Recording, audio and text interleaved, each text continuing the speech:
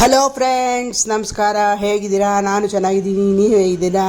ಈ ದಿನ ನಾನು ಹಸಿ ಬಟಾಣಿ, ಸೀಮೆ ಬದನೆಕಾಯಿ ಮತ್ತು ಹುರುಳಿಕಾಯಿಯಿಂದ ಕುರ್ಮವನ್ನು ಮಾಡ್ತಾಯಿದ್ದೀನಿ. ಅದು ಹೇಗೆ ಮಾಡಬೇಕು, ಅದಕ್ಕೆ ಏನೇನು ಪದಾರ್ಥ ಹಾಕಿದ್ದೀನಿ ಅಂತ ನೋಡೋಣ. ಚಪಾತಿಗೆ ನಂಚ್ಕೊಳ್ಳೋದಕ್ಕೆ ಕುರ್ಮ ತುಂಬ ಸೂಪರ್ ಆಗಿರುತ್ತೆ. ಅದು ಹೇಗೆ ಮಾಡಬೇಕು, ಅದಕ್ಕೆ ಏನೇನು ಪದಾರ್ಥ ಹಾಕಿದ್ದೀನಿ ಅಂತ ನೋಡ್ಕೊಂಡು ಬರೋಣ.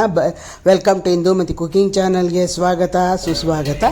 ಒಲೆ ಮೇಲೆ ಕುಕ್ಕರ್ ಇಟ್ಟಿದ್ದೀನಿ. ಕುಕ್ಕರ್ಗೆ 2 ಟೀ ಸ್ಪೂನ್ನಷ್ಟು ತುಪ್ಪವನ್ನು ಹಾಕ್ತಾಯಿದ್ದೀನಿ. 2 ಟೀ ಸ್ಪೂನ್ನಷ್ಟು ತುಪ್ಪವನ್ನು ಹಾಕಿ ಒಂದು ಸ್ವಲ್ಪ ಎಣ್ಣೆಯನ್ನು ಹಾಕೋಣ. ಎಣ್ಣೆ ಇವಾಗ ಹಾಕ್ತಾಯಿದ್ದೀನಿ. ಎಣ್ಣೆ ಹಾಕೋವಾಗ ಅದು ಜೀರಿಗೆ, ಬೇರೆ ಇನ್ನೇನು ಅಂತ ತಿಳ್ಕೊಬೇಡಿ ಯಾರೂ, ಎಕ್ಸ್ಕ್ಯೂಸ್ ಮೀ. ಅದು ಜೀರಿಗೆ ಹಾಕಿರೋದ್ರಿಂದ ಅದು ಆ ಥರ ಇದೆ. ಇವಾಗ ಎಣ್ಣೆ ಕಾದ ನಂತರ ಅದಕ್ಕೆ ಪಲಾವ್ ಎಲೆಯನ್ನು ಹಾಕ್ತಾಯಿದ್ದೀನಿ. ಎಣ್ಣೆ ಕಾಯೋದಕ್ಕೆ ಬಿಡಬೇಕು. ಎಣ್ಣೆ ಕಾದ ನಂತರ ಅದಕ್ಕೆ ಪಲಾವ್ ಎಲೆ ಮತ್ತು ಮರಾಠಿ ಮೊಗ್ಗು, 1 ಲವಂಗ, 2 ಚಕ್ಕೆ ಪೀಸು, ಒಂದು ಸ್ವಲ್ಪ ಇವೆಲ್ಲವನ್ನು ಹಾಕಿ ಒಂದು ಸ್ವಲ್ಪ ಫ್ರೈ ಮಾಡ್ಕೊಳ್ಳೋಣ. ಮತ್ತು ಏಲಕ್ಕಿ 1 ಹಾಕಿ ಫ್ರೈ ಮಾಡ್ಕೊಳ್ಳೋಣ. ಫ್ರೈ ಮಾಡ್ಕೊಂಡ್ಬಿಟ್ಟು ನಂತರ ಅದು ಫ್ರೈ ಆದ ನಂತರ ಅದಕ್ಕೆ ಶುಂಠಿ ಬೆಳ್ಳುಳ್ಳಿ ಪೇಸ್ಟ್ 1 ಟೀ ಸ್ಪೂನ್ನಷ್ಟು ಶುಂಠಿ ಬೆಳ್ಳುಳ್ಳಿ ಪೇಸ್ಟನ್ನು ಹಾಕ್ತಾಯಿದ್ದೀನಿ. ಶುಂಠಿ ಬೆಳ್ಳುಳ್ಳಿ ಪೇಸ್ಟ್ ಹಾಕಿಬಿಟ್ಟು ಅದನ್ನು ಕೂಡ ಹಾಗೆ ಫ್ರೈ ಮಾಡ್ಕೊಳ್ಳೋಣ. 1-2 ನಿಮಿಷ ಫ್ರೈ ಮಾಡ್ಕೋಬೇಕು. 1-2 ನಿಮಿಷ ಫ್ರೈ ಮಾಡಿದ್ದ ಆದಮೇಲೆ ಅದಕ್ಕೆ ಹಸಿ ಬಟಾಣಿ ಮತ್ತು ತರಕಾರಿ ಎಲ್ಲ ಏನೇನು ಹೆಚ್ಚಿ ಇಟ್ಕೊಂಡಿದ್ದೀನೋ ಅದನ್ನೆಲ್ಲನೂ ಹಾಕ್ತಾಯಿದ್ದೀನಿ. ಮೊದಲಿಗೆ ಟೊಮೊಟೊ ಹಣ್ಣನ್ನು ಹೆಚ್ಚಿ ಇಟ್ಕೊಂಡಿದ್ದೆ, ಅದನ್ನು ಹಾಕಿಬಿಟ್ಟು ಅದು ಫ್ರೈ ಮಾಡ್ಕೊಳ್ಳೋಣ. ಸ್ವಲ್ಪ ಮೆತ್ತಗಾಗೋವರೆಗೂ ಬಿಡೋಣ.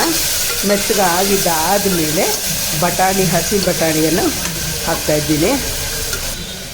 ಬಟಾಣಿ 1/4 kgಯಷ್ಟು ಸುಲಿದು ಇಟ್ಕೊಂಡಿದ್ದೀನಿ. ಹಸಿ ಬಟಾಣಿಯನ್ನು ಹಾಕ್ತಾಯಿದ್ದೀನಿ. ನಂತರ ಸೀಮೆ ಬದನೆಕಾಯಿ, ದೊಡ್ಡದಾದ ಸೀಮೆ ಬದನೆಕಾಯಿ ಅರ್ಧದಷ್ಟು ಹೊಟ್ಟು ತೆಗೆದು ಹೋಳು ಮಾಡಿ ಹಾಕ್ತಾಯಿದ್ದೀನಿ. ಸಣ್ಣದಾಗಿ ಹೋಳು ಮಾಡಿ ಇಟ್ಕೊಂಡಿದ್ದೆ, ಅದನ್ನು ಹಾಕ್ತೀನಿ. ನಂತರ ಹುರುಳಿಕಾಯಿ 1/4 kgಯಷ್ಟು ಹಾಕ್ತಾಯಿದ್ದೀನಿ. ಇವೆಲ್ಲನೂ ಹಾಕಿ 1-2 ನಿಮಿಷ ಬಿಸಿ ಆಗೋವರೆಗೂ ಫ್ರೈ ಮಾಡ್ಕೊಳ್ಳೋಣ. ಚೆನ್ನಾಗಿ ಅದು ಬಿಸಿ ಆಗಬೇಕು. ಬಿಸಿನೂ ಆಗುತ್ತೆ ಮತ್ತು ಗಮ್ ಅಂತ ಕೂಡ ಇದು ಸ್ವಲ್ಪ ವಾಸನೆನೂ ಬರುತ್ತೆ. ಚೆನ್ನಾಗಿ ವಾಸನೆ ಗಮ್ ಅಂತ ಬರುತ್ತೆ. ಅಲ್ಲಿವರೆಗೂ ಚೆನ್ನಾಗಿ ಫ್ರೈ ಮಾಡ್ಕೊಳ್ಳೋಣ. ಅದು ಫ್ರೈ ಆಗಿದ್ದಾದಮೇಲೆ ಈ ಕಡೆ ಅಷ್ಟೊತ್ತಿಗೆ ನಾವು ಮಿಕ್ಸಿಗೆ ಹಾಕ್ಕೊಂಡು ಬರೋಣ. ಅದಿನ್ನು ಸ್ವಲ್ಪ ಫ್ರೈ ಆಗಬೇಕು. ಅಷ್ಟೊತ್ತಿಗೆ ನಾವು ಸ್ವಲ್ಪ ನೀರು, 1-2 ಲೋಟದಷ್ಟು ನೀರನ್ನು ಹಾಕಿಬಿಟ್ಟು ಕುಕ್ಕರ್ ಮುಚ್ಚಳನ ಮುಚ್ಚಿ 3 ವಿಷಲ್ ಬರೋವರೆಗೂ ಬಿಡೋಣ. 3 ವಿಷಲ್ ಬರೋವರೆಗೂ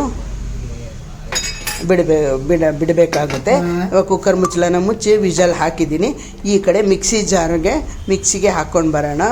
ಕುಕ್ಕರ್ಗೆ 1 ಚಕ್ಕೆ, 1 ಅರ್ಧ ಇಂಚು ಲವಂಗ 2, ನಂತರ ಗೋಡಂಬಿ 10-12ರಷ್ಟು ಗೋಡಂಬಿ, ನಂತರ ಹಸಿ ಮೆಣಸಿನ್ಕಾಯಿ 4,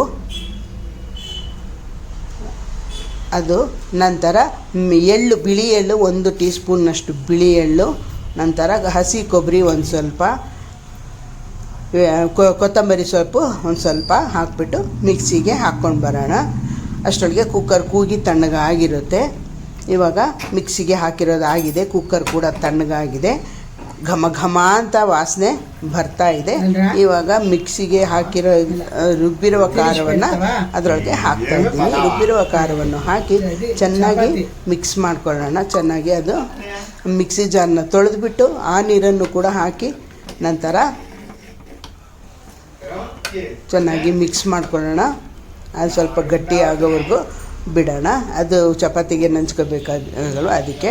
ಇವಾಗ ನೋಡಿ, ಈ ತರಹ ಗಟ್ಟಿ ಆಗಿದ್ದಾದಮೇಲೆ ಇದಕ್ಕೆ ರುಚಿಗೆ ತಕ್ಕಷ್ಟು ಉಪ್ಪನ್ನು ಹಾಕೋಣ. ರುಚಿಗೆ ತಕ್ಕಷ್ಟು ಉಪ್ಪನ್ನು ಹಾಕಿ